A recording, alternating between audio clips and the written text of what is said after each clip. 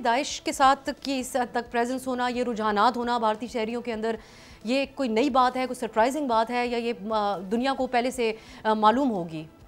देखिए, मैं कुछ हक़ाइक़ आपके सामने रखता हूँ। इस पर भी अनस ने बिल्कुल ठीक कहा कि इसमें तीन पहलू हैं जिनको आपस में जोड़ना और देखना समझना ज़रूरी है। एक तो ये है कि ये भारतीय सिटीज़न हैं जो वालिद साहब थे, साजिद साहब, और 27 साल से वो इस ऑस्ट्रेलिया में मुकीम थे। लेकिन 27 साल तक वो इस ऑस्ट्रेलिया में मुकीम रहने के बावजूद जो वो भारत जाते थे या फ़िलिपीन जाते थे, या जो उनका इंटरनेशनल ट्रैवल हिस्ट्री थी, वो बदस्तूर भारतीय पासपोर्ट यूज़ करते थे। क्यों करते थे? इसलिए कि वो ऑस्ट्रेलियन गवर्नमेंट को नहीं बताना चाहते थे कि वो कहाँ जा रहे हैं और कहाँ नहीं जा रहे।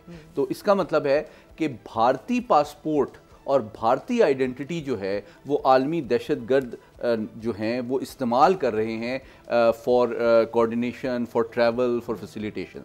दूसरी बात ये है कि भारत तो वो जाते रहे हैं, जिसके बारे में अब भारतीय गवर्नमेंट ने और उनकी पुलिस ने भी एतराफ़ कर लिया है।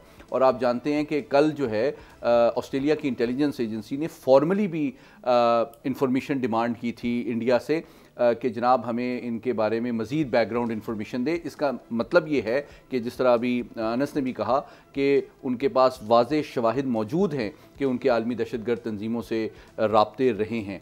और इनका जो फ़िलिपीन का विज़िट है 1 महीना पहले इस हमले से, वो बहुत मैं समझता हूँ आलमी बरादरी के लिए तशवीशनाक 3 वजह से है।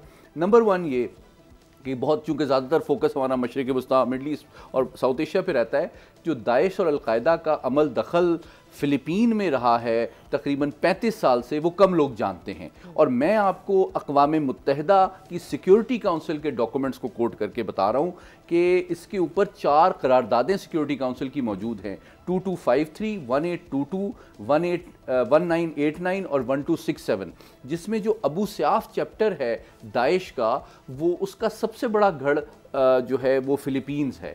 और वहाँ पे 40 से ज़्यादा बड़े हमले पिछले 25 साल में ये लोग इन्वॉल्व रहे हैं, और इतने बड़े पैमाने पे ये कार्रवाइयाँ करते रहे हैं कि कई जो उनके जज़ायर हैं, मिंडानाओ है, तोलो आइलैंड है, उनके ऊपर जो फ़िलिपीन की फ़ज़ाइया है उसको हमले तक और एयर स्ट्राइक्स तक करनी पड़ी हैं।